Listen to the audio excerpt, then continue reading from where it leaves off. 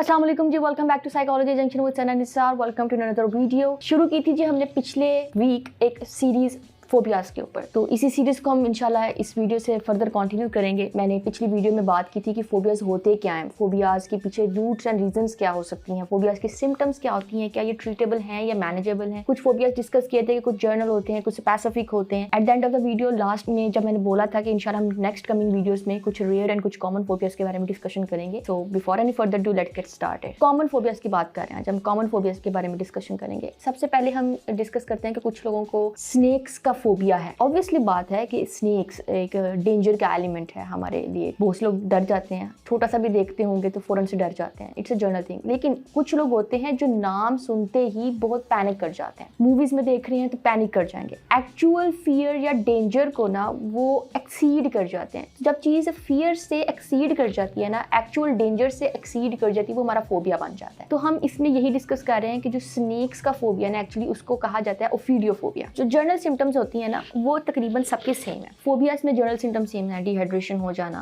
ठीक है, heart palpitations होना शुरू हो जाना, माउथ का ड्राई हो जाना, शिवरिंग, पाल्पिटेशंस, अवॉइडेंस, ये कुछ general basic symptoms. Panic attacks होना शुरू हो जाना, सांस का रुकना शुरू हो जाना, ऐसा महसूस होना कि आप वहां से एस्केप नहीं कर पाएंगे। तो ये चीज जो है ना, ये जनरल सिम्टम्स है फोबियाज। रूट से अगर इसकी देखी जाए, इसकी कॉजेज की बात करें ना ओफिडियोफोबिया की, तो ये एक और मैं आगे फर्दर फोबिया डिस्कस करना है उसके साथ रिलेट करेगा। ठीक है, तो हम पहले अगले फोबिया को देख लेते हैं, फिर मैं दोनों की है ना आपको एक कॉमन जर्नल जो है ना इसकी रूट कॉज वो मैं आपको एक्सप्लेन करती हूँ। तो जो सेकंड फोबिया है हमारा वो है अरेक्नोफोबिया। एक्चुअली अगर बायो वाले बच्चे जानते होंगे तो वो अरेक्नाइड्स से वाकिफ होंगे। ठीक है, तो अरेक्नाइड्स की कैटेगरी के अंदर ही एक हमारे पास क्रीपी क्रॉली आती है जिससे आप कह सकते हैं। तो अरेक्नोफोबिया जो है exactly is the phobias of the spiders. तो सेम विद द ओफिडियोफोबिया, उसमें स्नेक्स था, इसमें स्पाइडर्स कन्वर्ट हो गए। ठीक है, लोग स्पाइडर वेब से भी पैनिक कर जाते हैं। स्पाइडर्स देखेंगे, जहाँ स्पाइडर वेब्स देखेंगे, स्पाइडर रिलेटेड मूवीज देख रहे हैं, या उनको कोई स्पाइडर रिलेटेड कोई इमेजरी उनके दिमाग में चल रही है या कोई बात इंसान कर रहा है, तो वो फौरन से पैनिक होना शुरू हो जाते हैं। ठीक है, तो वही सिम्टम्स जो मैंने पीछे एक्सप्लेन की कि इसके अंदर फर्दर वही सिम्टम्स आएंगे। अगर हम पहले और दूसरे फोबिया जो मैंने अभी एक्सप्लेन किया, ओफिडियो एंड अरेक्नोफोबिया, अगर हम इसकी रूट कॉज की बात करें ना, तो बेसिकली अगर हम इसके पीछे अपने एंसेस्टर्स की तरफ जाते हैं तो हमें इसकी जो बेसिक रूट कॉज है ना वो एवोल्यूशनरी एंड कल्चरल मिलती है। क्योंकि हमारे बेसिक बहुत से कल्चर्स ऐसे हैं, हमारी इन्वायरमेंटल कंडीशंस और हमारी एवोल्यूशनरी हिस्ट्रीज ऐसी हैं कि जब लोग जंगलात में रहा करते थे, इस तरह की जगहों के ऊपर, जब इतना आपका ये ह्यूमैनिटी का इतनी एवोल्यूशन नहीं हुई थी अभी, तो उस वक्त से एक स्पाइडर्स और स्नेक्स के बारे में एक एक्चुअल डेंजर परसीव किया जाता है। ठीक है, यूजुअली अगर हम बात करें ना आजकल के प्रेजेंट एंड चिलबुल एरिया के अंदर रहते हुए भी हम अक्सर कहते हैं ये स्नेक्स हैं हमारे साथ वाले लोग। हम क्यों कहते हैं स्नेक्स के डेंजरस हैं? तो ये एवोल्यूशन से चलती आ रही है, हमारी एवोल्यूशनरी वजूहात हैं इन दोनों फोबियाज के पीछे। तो बेसिकली कोई हमें साइकोलॉजिकल रीजन नहीं नजर आती। हाँ, अगर हम साइकोलॉजिकल रीजन उस सूरत में कह सकते हैं कि पॉसिबल है कि जो बंदे को अरेक्नो या ओफिडियोफोबिया है, यानी स्नेक्स और स्पाइडर्स का फोबिया है, या दोनों में से किसी एक का भी है, तो पॉसिबल है उसने वैसी कोई सिचुएशन फील की हो। पॉसिबल है, बहुत रेयर चांसेस हैं कि उसकी कोई फैमिली हिस्ट्री चल रही हो सकता है उस ओसीडी से रिलेटेड चल रही हो, क्या ये उसके कोई पेरेंट या सिबलिंग्स में से किसी को हो, या पॉसिबल है उसने एक्चुअल में कोई इस तरह का जो है ना उसके साथ कोई मिसहैप हुआ है, या उसने कुछ चीज ऐसे एक्सपीरियंस की है जिसकी वजह से उसको ये फोबिया हो गया। ठीक है, तो ये कुछ इसकी क्या कॉजेज हैं। हम थर्ड फोबिया के ऊपर चलते हैं जो कि हमारे पास आता है astrophobia, fear of thunders, storms, lightning. बहुत कॉमन फोबिया है ये, एक्चुअली हमें देखने को बहुत इजीली मिलता है। तो लोग जो है इसके ऊपर भी बड़ा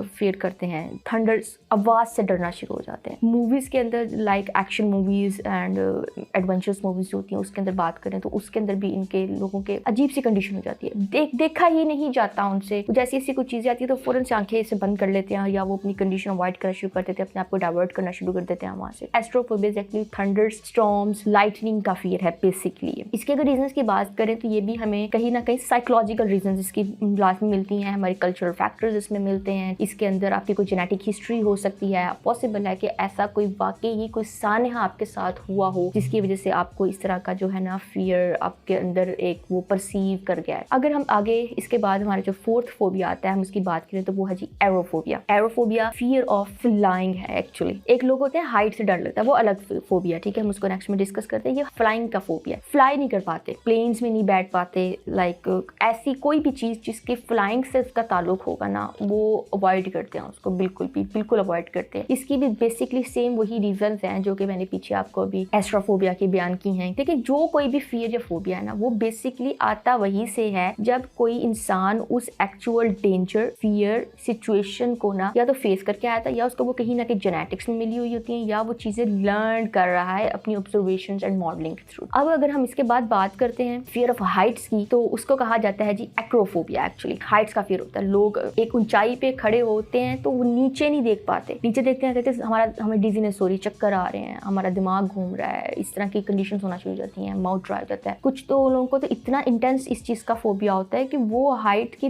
तरफ मूव करना ही उनके लिए मुश्किल हो जाता है। वो सोच भी नहीं पाते कि हमने हाइट्स की तरफ जाना है, नो नॉट पॉसिबल, इम्पॉसिबल। वो कहते हैं कि बस हम अगर उसकी तरफ कदम बढ़ाना शुरू करेंगे तो हमने खत्म हो जाना है, हम नहीं बच सकते। तो actually this is the fear of Heights, जिसको हम एक्रोफोबिया कहते हैं। ये भी बहुत कॉमन है, तकरीबन हमें 15 से 20% पॉपुलेशन के अंदर ये नजर आता है। सेकंड लास्ट फोबिया है वो हमारे पास है एग्रोफोबिया। एग्रोफोबिया जिसे कहते हैं, ठीक है। ये जो एक्चुअल फियर है ना, ये बहुत कॉमन है, बहुत से लोगों में देखने को मिलेगा आपको। कुछ लोग इसको सोशल एंजाइटी से रिलेट भी करते हैं, लेकिन एक्चुअली सोशल एंजाइटी नहीं है। Social anxiety is actually something else, social phobia भी इसे कहते हैं। ये जो है ना, ये फोबिया ऐसा फोबिया है कि लोग जो है ना पब्लिक प्लेसेस में निकलना अवॉइड करते हैं, अकेले, ठीक है, किसी के साथ नहीं, अकेले। वजह उसकी क्या है? इस फोबिया की वजह ये है कि उन लोगों के जो कॉग्निटिव पैटर्न है ना, वो कुछ इस तरह के होते हैं कि वो समझते हैं कि अगर हम क्राउडेड प्लेसेस में निकले या हम किसी कन्फाइंड जगह पे गए, लाइक किसी तंग जगह पे, लाइक एलिवेटर्स, लिफ्ट हो गई, ठीक है, एक तंग कमरा, हम वो उसमें बैठ नहीं पाते। वजह एक ही है कि उनके दिमाग में ये चीज होती है कि अगर कोई इमरजेंसी सिचुएशन हो गई तो हमारा एस्केप वहां से पॉसिबल नहीं होना, हम वहाँ पे फंस जाएंगे, हमारी लाइफ डेंजर में आ जाती है। इसके पीछे को रीजन भी ये सकते हैं कि अगर हम इसको सोशल फोबिया या एंग्जाइटी के साथ रिलेट कर देते हैं तो हाँ, ये उसके साथ को इंसिडेंस के तौर पे आ सकता है, उसके साथ को रिलेट कर जाता है, ठीक है। उसके साथ इसकी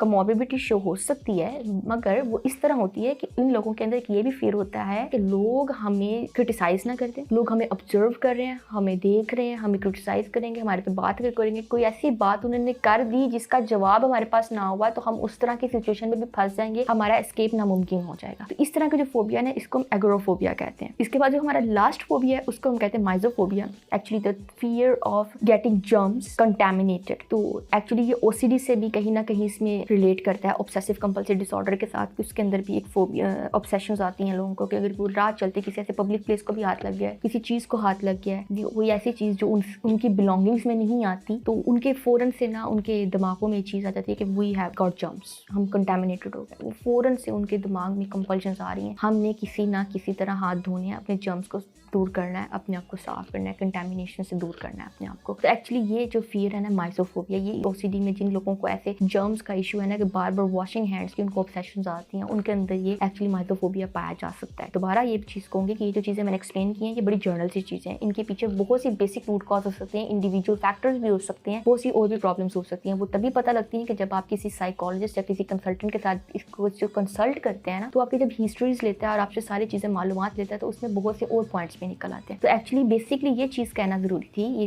समझाना ज़रूरी थी कि फोबिया चाहे जैसा भी है, कॉमन हो, जर्नल हो, स्पेसिफिक हो, रेयर हो, फोबियाज आर एक्चुअली ट्रीटेबल्स एंड मैनेजेबल्स। हमारे पास बहुत सी इसके लिए यूज़ करने के लिए थेरेपीज हैं, हम एक्सपोजर थेरेपी यूज़ करते हैं, हम CBT यूज़ करते हैं, हम DBT यूज़ करते हैं, रिलैक्सेशन टेक्निक्स इस्तेमाल कर सकते हैं, मेडिटेशन यूज़ होती हैं, इसमें इमेजिनरी टेक्निक्स इस्तेमाल होती हैं। So we have a lot of things to do. So please, अगर मेरी ये सारी जो छोटी छोटी बातें बताने का मकसद ये था कि आप लोगों में अवेयरनेस क्रिएट करें, उनको समझाएं। अगर आप अपने आसपास के किसी ऐसे इंसान को देखते हैं जिसमें आप इस तरह के सिम्टम्स देखते हैं, बेशक उस फोबिया से रिलेटेड हो या ना हो, क्योंकि जो मैंने जर्नल सिम्टम्स बताई आपको फोबिया से रिलेटेड, अगर आपको कहीं पे भी नजर आती हैं तो kindly help that person, because that person needs your help. उसको इस चीज़ों के बारे में आइडिया नहीं है, उस चीज़ को मैनेज नहीं कर पा रहा, कंट्रोल नहीं कर पा रहा, बिकॉज उसके बस में नहीं है। आप उसकी हेल्प कर सकते हैं, सो प्लीज़ उसकी हेल्प करें, उसके जर्नल फर्स्ट एड दें, उसको जर्नल उसकी बेसिक हेल्प आउट करें, एंड बाद में उसको किसी एक अच्छे साइकोलॉजिस्ट के साथ रेफर करें, थोड़ी सी उसकी एजुकेशन उसकी बढ़ाएं, उसको नॉलेज दें इस चीज़ के बारे में, सो दैट उसके माइंड में चीज़ आए कि yes, this is not a problematic thing, this is treatable and I deserve treatment. Treatment, therapy, psychotherapy is not an insult. You are a human being and you deserve to live a happy life. इंशाल्लाह अगली video के अंदर एक अच्छे से और phobia के topic के साथ आएंगे हाजिर होके बहुत जल्द। तब तक के लिए फी अमानिल्लाह,